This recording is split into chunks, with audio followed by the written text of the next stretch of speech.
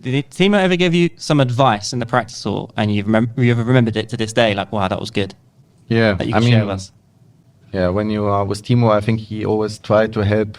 There were many tips which were great, and especially I think maybe Timo is not sad if I say this, but I think. Okay, next podcast up, guys, at the US Smash in Las Vegas is Ricardo Walther. How are you doing, sir? You good? Yes, I'm fine. And you? You just came from a big, long massage, right? Yes, correct. I had a big match yesterday, so I needed a long massage today. Good battle with Woncheng-Ting, yeah. It's a good win that. Feeling good with how you're playing? Yes, I mean, to win the first round is never easy. New conditions, so it's always tough to adapt to the venue. But if you win, I think you are happy after. Especially in a Smash, right? Because it's like every game, like even the qualifying, we were saying, like qualifying matches is so brutal, like to get through it. So, and also it's tough for like people in round one in the main draw. If they're playing a qualifier who's played 3 games, I think this is tough. Obviously you didn't, you played Woncheng-Ting, but yeah, that first game is key to like get the cobwebs off, I think, right?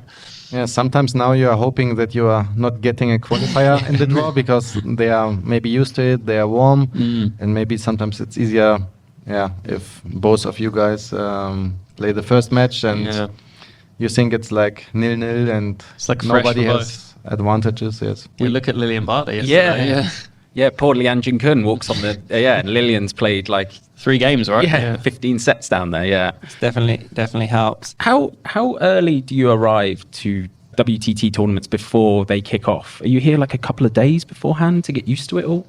It depends a bit where it is, but here in Vegas I came on 3rd July, so 3 days before. But could be also that I play on 7th, but I said maybe 3 days. It's okay if I play 6 in the morning. I think it's still tough, but 3 days should be fine. I've Matt Hetherington back in the day. He said to me, we played each other here in 2019, and he kept complaining about the altitude. No, the ball keeps flying, and it seems to be a lot of players are saying the same thing. If you're not used to the altitude here, it's like 2,000 feet higher than sea level. Then the ball was just like a different feeling. Is that correct? Do you feel, or is that just what players are saying? It's just an excuse. Yeah. I mean, table tennis is hard. We know it's a hard game. No, it's obviously it's like that. We feel the ball is flying much more. It's not easy to get the ball down. So all the matches I saw already here before in the qualification, it was not the highest level. You could see that many easy mistakes, not so long rallies. And especially when you started with spin, that there were many balls flying over the table. You have to adjust. Such a hard thing that in table tennis, isn't it? It's like adapting is probably one of the biggest things I think for players, like not just conditions, but like to how you're feeling, to, I don't know, you put new rubbers on. There's so many different things, like for sure.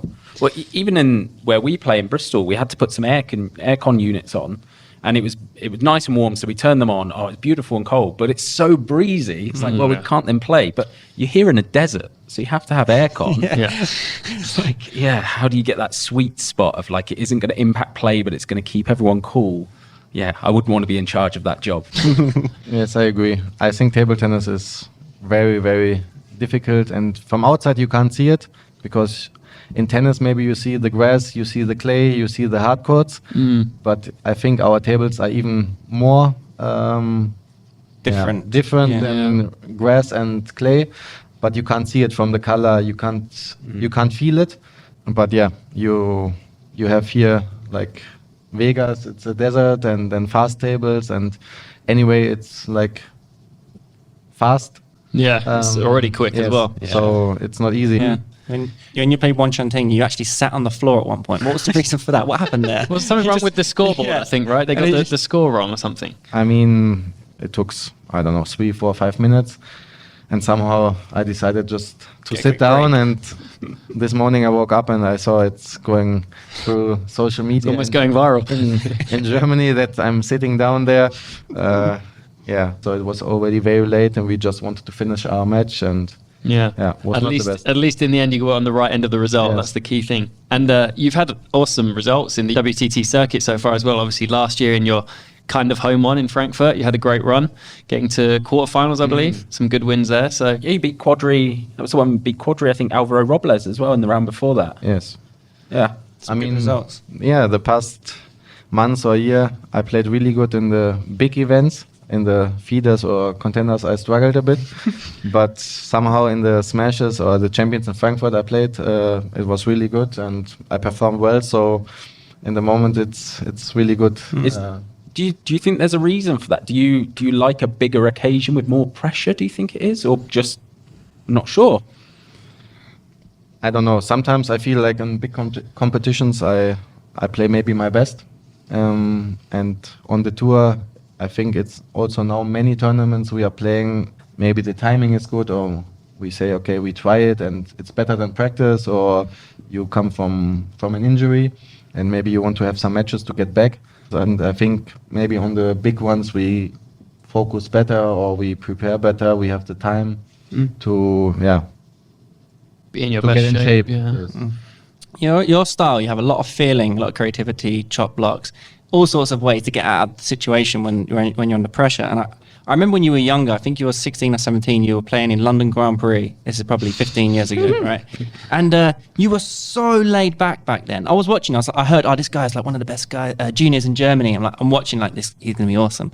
And like you were just so, like almost like you didn't care for the game. Like honestly, like you were just like, okay, I'll do this, I'll do that, And then over the few years, like 10 years later, I was like, there's Ricardo. I remember doing London Grand Prix, in the big events. And do you feel like your mentality at a young age helped get you to peak and actually make it to the absolute top level now? Because, I don't know, like, I think sometimes you can be too serious with the game when you're young. Too stressed. But you were so laid back and you still bring that to the game now. Like Truls does that, Adriano Diaz, there's some players that do that sort of style. Do you think it helps now in pressure situations, I think it helps. Especially when you're too focused when you're young. I feel when you're too focused, maybe you cannot give your best always. I think you have to relax, and when I was a kid or in juniors, I tried to really enjoy the game. I tried to learn every stroke that's possible, some chop blocks or around the net. So I always tried it, and if I couldn't do it, I just practice it as much as I could. So yeah, also the Grand Prix I played in England, I enjoyed a lot, and also I went there to see my English friends or to visit the country, and then I love to play and to compete in these competitions. So I think it's always good not to play only important events, also to play some fun events where you also want to win, but maybe you try some things and some experimenting and stuff. Because it was the first time I ever really saw a chop block when you did it back then. And I was like, what? And you could hear the way you catch the ball and it had so much spin. And the feeling was ridiculous. Like, honestly, like how you get the contact on the ball is really nuts. Like, I don't know, you know what I mean, guys? Like the contact you have on like the feeling. I don't know, how do you even get that? What is that? Do you know what I mean? Like, I'm stiff as an ironing board from that play, Maybe that's it. But I can't relax. I've got the chairman gene in me, But then some other players are stiff as well, but are good. I don't say stiff, but like more tension in the game. Yeah, but the thing is, everyone's different, right? Like for you, maybe Rick's style isn't the right style. That's not how you play. That's not your natural game, right? So same for me. I wouldn't play I don't play like that. Yeah. But for some people, it's more natural, right? Yes. Are you thinking in your head to like stay relaxed all the time, or is there tension there, or So when you touch the ball, is it like if one trying thing opens up to your backhand, are you tensing, or is it you know what I mean?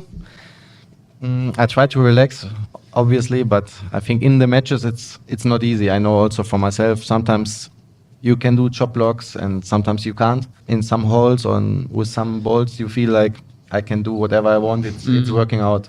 So for me, it was only important when I was young that I tried so many times. I just enjoyed. We did matches with my friends where we only had to do chop blocks, and so I just wanted to do it. And I think it's a key because topspin everyone can play. Yeah, exactly. So basically, you're saying it's too late for Dan. No, I think it's still working out. Hope, you need to start chop blocking now. But the stiff arm, I think many people or many players have these problems. So this is what I hear the most, even from Dmitry Ovcharov or some guys. They say, I can't do that, I'm too stiff, I don't have the feeling. But I think it's the same with service or topspin. If you practice it, you can get it. And maybe you need to do some feeling games outside of table tennis also to maybe throw some balls, or like that you learn how to coordinate your arm or your I think that's a good tip as well, doing games where maybe the game involves being different to what your normal style is. You know what I mean? So you play a match with a friend and you can only play, maybe if you do a chop block you win 5 points or 3 points, you know? I don't know, just like something to encourage creativity. Go on, Joe. I was going to say, did your creativity as a junior, did someone ever try to coach that out of you? My coach in juniors, they always allowed me to do that. I mean, my German coaches from the region where I came from, they wanted me to do like that. Some national coaches in under 18, 17, they told me like, okay, it's too much, you have to be serious. And I said, yeah, but I'm winning my matches with high balls or chopping or whatever, so it's enough and I love to do it. And I said always as a kid, as long as I win, I should do it. And we fight it a little bit, but not that much. But then when I came 18 and I spoke first time with Jörg Roskopf, he just told me, okay, now junior table tennis is done. And for the man table tennis, it's nice to joke or to have fun, but you need to play with power. You need to play with spin, aggressive, because if you play older guys, they will destroy you. And then I had to learn also like both ways, to play aggressive, to get the winners. And I think this was important to be in this level. Combination. I think what you said earlier is really good for people to learn as well. It's like, even if you can do all the chop blocks and all this, like the feeling shots, it's knowing when to do it and when not to do it as well. Some players, like amateur players, they'll just continue trying. And sometimes it's to know when to just keep things simple as well. And I think that's what like the top players do a lot better than like people our level, right? Like they just adapt better, know when, okay, I can't try this, I need to just keep it simple, put the ball on the table. Yes, definitely. I feel in some competitions, some services are not working because maybe the conditions is not for these services, or also here I just keep it simple. I mean, you cannot make too many different services here because it's too fast. It will be half long. Yeah. And in some holes you feel you can do as much cast as you want. And it stays short and you feel comfortable. But also with the chop blocks or counter attacks. Also yesterday I felt like, okay, it's more important to block, even with forehand. And Wang Chungting did the same. In the end, he just blocked because we both felt like the other one will do a mistake. And to play topspin is very hard. And I think that's the most important, to not do mistakes and to feel what is possible and what is not possible. If you always want to play the same and you always want to hit a counter topspin, I think you have some good days and some horrible days. You've got to have plan B to recognize when you're struggling a bit or when you need to go to a different style and adjust it depending on the situation there and then. I mean, if you look at Marlong had multiple plan Bs and Cs, and maybe that's why Marlong become... Yeah. Well, Wang Chuqin, we were watching him versus Chirita yesterday, and like first set, I was like, Wang Chuqin is in trouble. He is going home here. And he actually did. In fairness, really yesterday well, he did. Yeah, it looked like he actually took up. He just kind of kept the ball a bit more, and Chirita started making a few misses and stuff. But yeah, thoughts on that? I think the Chinese players, mostly they have plan A and not a big plan B. You cannot see the difference. Like, I mean, Malong and Fan Zhendong, they were too good. The plan A is already enough. Maybe against Wang Chuqin it didn't work and they had to change something. But I think the Chinese now, they are really good. But you see the results in the Chinese Super Leagues and they are completely different to the tour. I mean, many lose in qualifications and you feel they're not playing what they can. And I feel also the conditions, it's a big thing. I mean, Liang Jinkun, maybe Bade did a great match yesterday. I didn't saw it yet, but just what I heard is Liang Jinkun also, he didn't feel the ball and he was complaining. And I feel in the last tournaments, also in Slovenia, Croatia, where I've been, like the Chinese were struggling a lot. And I think it's very important to have a plan B, even for small things, service, or you just do a simple backhand service. Sometimes it's enough. And I think you should be able to do it. I think absolutely, and I feel like the rest of the world now has got better education on how to get good at table tennis. The coaching in Europe and out in Japan has got so good. So actually, there's so many good players now at the top, which is really good to, like Felix Lebrun's, Alex, Truls. There's so many players now that are competing right at the top of all the best players. which is fantastic for spectators, for us watching as fans as well. Do you know what I mean? Like when it's just the same, it's for sure. I mean, like even here in US Smash in Vegas, we bumped into guys from like London who have come to watch the table tennis. I love Truls, for example. We come to watch it. Literally, like, they've come. Yeah, it's insane, isn't it? It's really good. And we get to see those matchups more often. So we saw Kanak a few weeks ago, and he was saying he played Fan Zhendong, I think in one of the Singapore Smashes, and he was like, I was doing lots of damage, like backhand parallels, doing really, really good. And then he came up against him in Paris Olympics, and he was like, okay, I remember exactly what I did really, really well this time, so I'm going to do it again, and I've got these few things. And then just said Fan Zhendong mopped the floor with it. And he was like, nothing worked. But it shows you like Kanak and a lot of the other players will be like, okay, I did this well last time, I'm going to try it again, or I'm going to tweak. And you just get more opportunities to kind of build a whole picture against these guys rather than facing them maybe 3 or 4 times a year if you're lucky. No, definitely. Like that definitely allows you to game plan a bit more. How much like tactical analysis do you do after matches or before matches? I think I analyze a lot, and I think tactics, it's one of the important things for me. Like, I think with tactics you can win matches, even you don't feel good. I think it's all about tactics. And if I compare to soccer, and if you see Pep Guardiola or whatever, I feel also they see the football pitch different than we do. And for them, I think there's too many tactics we don't see. And I think in table tennis it's the same. I think you have to really play against your opponent. I feel most of our players, or in table tennis in general, everyone is doing the same against everyone. First, we start with the same services. We want to play our backhands there. The forehands is going there. But you never play how the opponent doesn't want it. And I think it's more important, like in chess or whatever, that you really put the balls there, that the other one has to think. The other one is out from what he wants to do. And I think that's the most important. And I think one of the biggest things is short forehand.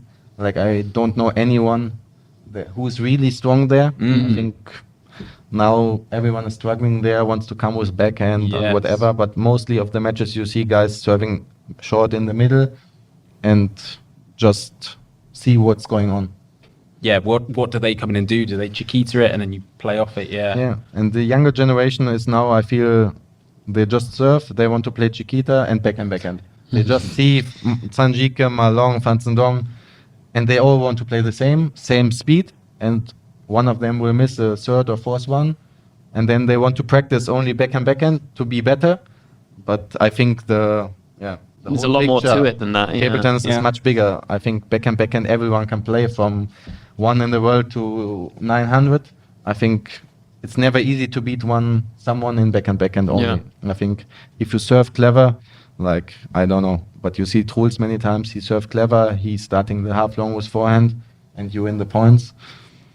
I think that's what table tennis is about. Definitely. I reckon Timo Boll, obviously a teammate of yours, and he's a tactician, a genius on the table, one of the best players ever. And I remember hearing someone saying about his forehand receive is one of the best in the world. And you're talking about how a lot of players have a difficult service forehand receive. Am I right saying that Timo's was very good? Obviously, as a lefty as well, so when you're serving to the left side, he had all sorts of variation with this. Yes, I think he was one of the older generations where it was not so much about Chiquita. So he had to learn everything with forehand and with backhand also to push. His Chiquita, I think in the end he had to do it, to adapt, but it was not his favorite one. And I think he was very famous for his forehand receives. Just against me, I felt, I don't know, I always hoped that he received his forehand because, I don't know, maybe he didn't like my serve or whatever, but I know that he could change the timing also. He could play it slow or aggressive, but yeah, I think he was one of the best forehand receivers because now the younger generation it's changed a lot now. Yeah, they don't want to receive even with forehand. They come with backhand. Did Timo ever give you some advice in the practice hall, and you've remembered it to this day? Like, wow, that was good.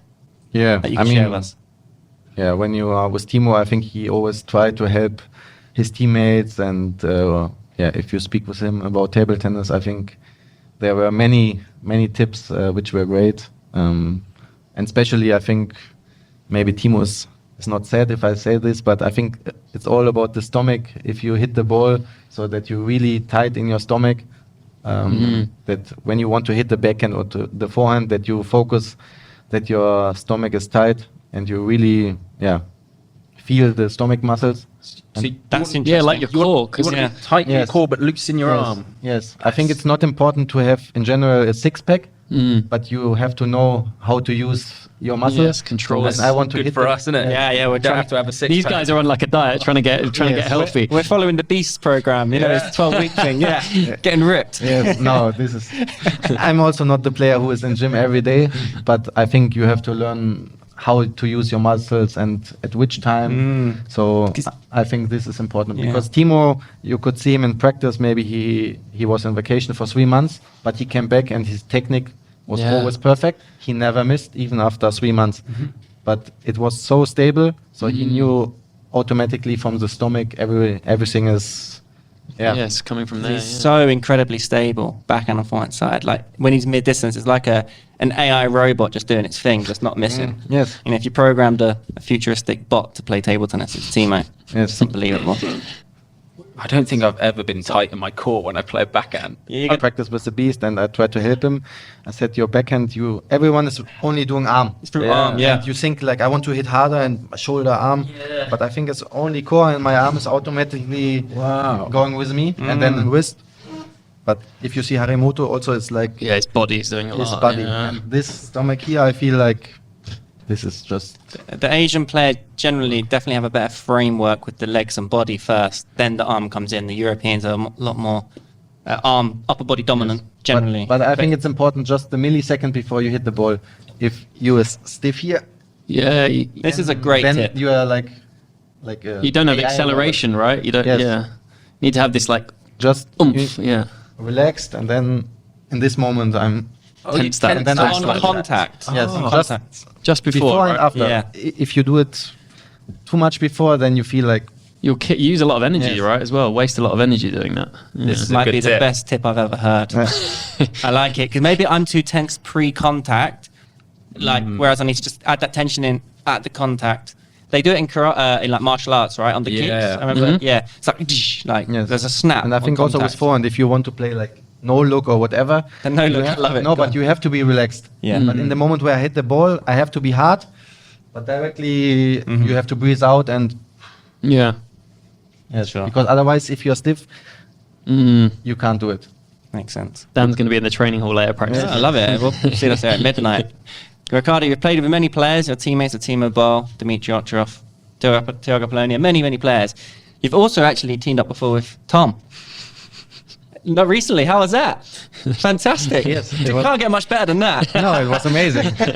We had a really great practice last season in Fulda, and it was great. And you went on to win as And well. we won. We won You the game. match. Yeah. We won The game. lucky charm. Yes, one day before the match, I called him. I said, We've got through 50 players in the club, and, and no one's available. "Are you available?" And he said yes. So he came, and next day we practiced, and he played Dimitri. And in the end, we substitute myself for the doubles somehow, and we won. And it was a great team win. And yes, now we are teammates. Fantastic. That's so cool. Let's get him in the Smash event this week. Yeah, I as needed well. a bit more training Get for through that. the qualifiers if you're lucky. Yeah. Be tough. Definitely. All right, cool. Well, Ricardo, amazing. Thanks so much for your time joining us on the podcast. And obviously, good luck for the rest of the event here at US Smash, and hopefully some time to enjoy Vegas when you finally finish your matches as well. And you have a YouTube channel, right? Oh yes. Yes, I started some months ago just to enjoy and see what's going on. But yes, now I follow a lot on YouTube and you guys as well. So we'll put Ricardo's channel in the links below, so you can go check that out, guys. We need to get a challenge game soon with Ricardo. as Definitely, well. definitely, Some yeah. collaborations. So, guys, as always, you can follow the Las Vegas event out here, US Smash, in the links in the description. Ricardo, thanks so much for joining us. Thanks. Perfect, thank you. Cheers, guys.